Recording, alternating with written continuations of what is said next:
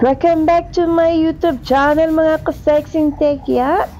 Dahil nga ay Mother's Day today, ayan, ay ako ay nagpa-linis ng aking buong katawan sa salon. Ayan, ang unang ginawa natin guys, ay ginawa pala nila ay itong foot spa.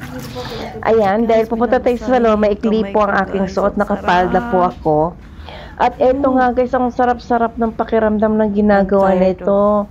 Minamassage yung kamay ko. Ayan, nakapag-manicure na rin sila dyan guys.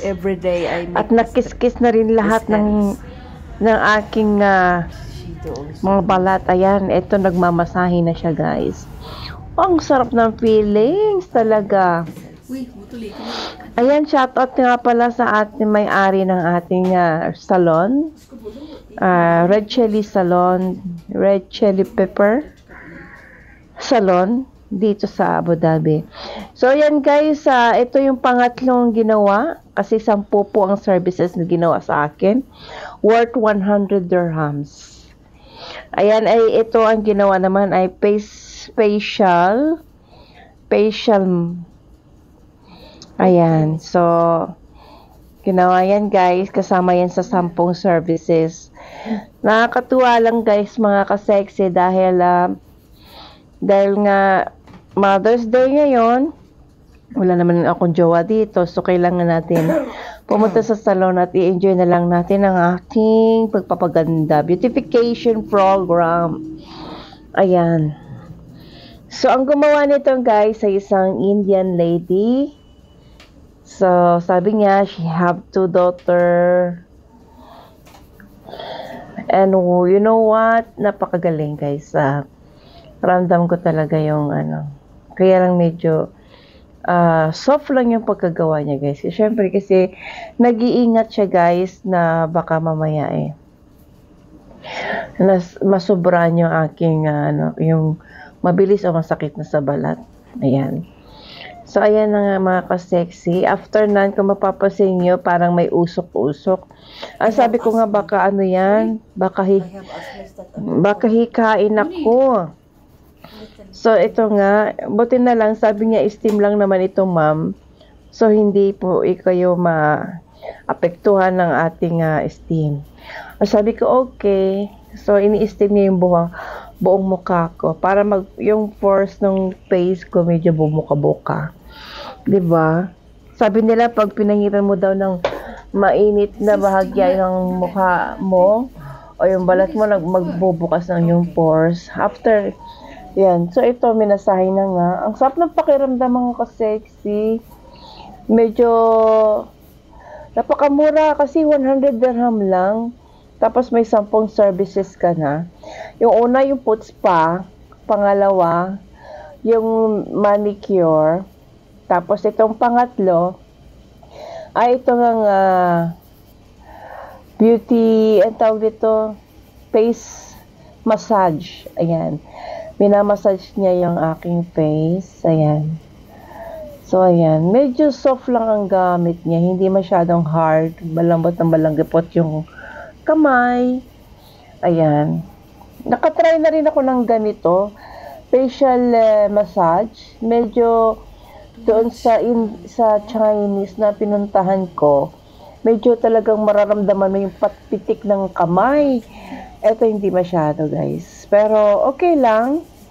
Parang hindi naman masyado nabugbog yung face ko. Ayan. Lambot na yung kanyang lambot na yung mukha ko. Ay pinausukan pa. Akala ko nga ihikain ako Buti na lang hindi. Kasi akala ko may amoy siya. Kung may amoy siya, malamang hihikain ako. So, after nito guys, ay medyo matagal ang proseso ng pag-facial mask. Ang count nito is 3. 3 ang count nito. Itong facial massage. So, you can choose different kind of services guys. Merong pang kulay ng buhok, merong Moroccan bath. Ito na lang pinili ko guys kasi dahil kanina naman ako yung nagpakulay din ng buhok. I mean nagpa-ribbon. So hindi ko muna, in-skip ko muna yung hair. Ayan. So, hindi naman ako every month na nagpupunta dito sa salon, guys. Maybe every 2 months. Ayan. So, ayan na nga. Masahe na naman. At ito, pangalawang level na ito, guys. Yung ginawa niya. Kanina, may ayan na, guys. Pinupunasan niya na. After niya punasan, guys, maglalagay din siya ng mask. Facial mask. So, ayan. Medyo natagalan. Ayan, pupunasan niya na uli. So, ayan. Ganyan. Sarap kayo ng feeling, no? Love yourself paminsan-minsan. Hindi yung tipong trabaho ka lang ng trabaho. So, love yourself. Sana yung may mga asawa din dyan, bigyan nyo din ng time na makapag-relax yung mga misis nyo. Give her time to love herself, kung magpaganda, yung bang hindi na lang siya laging nagtatrabaho sa bahay, sa kusina, sa paglilinis. Bigyan nyo ng pera, guys, para magpunta naman sa salon si misis at magpaayos. Yan. Eto, guys, ang ating pang-apat, yung tinanggal niya yung mga buhok-buhok ng aking binti. Ayan, sa mga bala-balahibo. Ayan, no, guys, ang dami-dami. So, ayan, tinanggal niya na. So, ayan, ito na yung pang-apat, guys. Medyo masakit. Kasi, syempre, hindi naman tayo sanay ng ganyan, diba? Yung, ayan, yan yung, tinunaw na sugar. So, ayan, hindi naman siya mahirap gawin. I mean, hindi mabigat yung kamay ng gumagawa. So, easy lang siya. Ayan, marami ding natanggal na balahibo sa legs ko, guys. Kasi hindi na ako nag-aait, guys. Kasi pag tumubo yung pinagtanggalan, na siya, matigas yung balahibo. So, ayan. Talagang super kinis ang effect. Ayan. Ito na nga, guys, yung ating pang-ilan na to? Pang-5. Okay, 3, 4, 5, 6, 7. Ito yung pang-7, guys. Ayan. Yung tinanggal niya yung aking buhok sa kilikili. O, diba?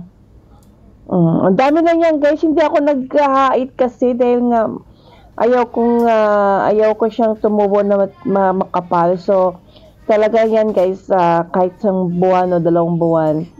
Yan. Pinapahila niya sa akin kasi nagkakabra ako. Ayan. Kailangan ko daw hulain yun. Oh, diba? That's why I came here. Ayan na, guys. Natanggal na, guys. So, namula-mula na siya. So, meron din sa kabila, guys. Nagulat pa nga yung aking nagagawa, guys. Dahil yung kabila, manipis yung kabila, makapal. Kaloka. So, ayan. Ito yung pinaka-effective na madaling matanggal yung matanggal yung buhok sa kilikili. Ayan. Medyo hindi na sumasakit, guys, katulad ng dati. Talaga sobrang sakit. Ayan, tinanggal na yung face mask na inilagay sa mukha ko. Nilinis niya na yan, guys.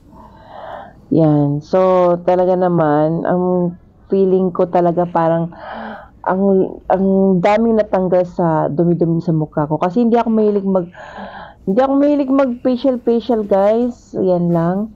So, siguro 3 months. Yung unang facial ko, yung magpatanggal ako ng melasma, is like, 7 months or 8 months ago. So, yan. So, gagawin ko ulit yung melasma, guys. Sa susunod, abangan nyo. Para matanggal-tanggal yung mga pekas natin. Ayan. Makapit yung yung face mask na nilagay sa mukha ko. Kaya medyo natagalan yan, guys. So, kayo mga ka-sexy, lalo na mga mother dyan, kung may trabaho kayo, gawin nyo na ito. Hi, guys! Ito na nga, pamatay na yung likod ko. Sakit kasi ng likod ko, guys. Sa kabalikat ko. Mabasahin na niya natin.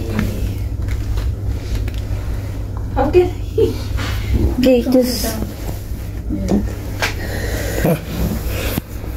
Ayan, guys. Pedicure na ang last. At si Kabayan ang pinakamahusay sa pagtanggal ng Ano pala doon? mga nakadikit na duri dyan. At ingrown. Ganito ba? Halimbawa, The best. walang- Uwi na ng Pinas. Shout out! Shout out sa anak ko. walang sibuyas. Shout out! Walang sibuyas. Shout out sa inyo mga Hindi guys! sila mag-i-import. Plus na ito mga kasexy. Ganun daw. Kasexy Kabayan ay uuwi Walang na rin. lettuce. Magbabakasyon dahil Hahada. dahil ang kanyang anak ay gagraduate. Yes. Sabi niya. Ako na. Kahit pa daw. Gusto na daw niya bumalik dito. Mas gusto pa daw niya dito. Kaya ano. Magbakasyon Gawin na daw nito, siya muna. Magbakasyon daw muna sila. Bongga. Ito namang final guys na nagawa sa akin. Tanggal ang ingrown.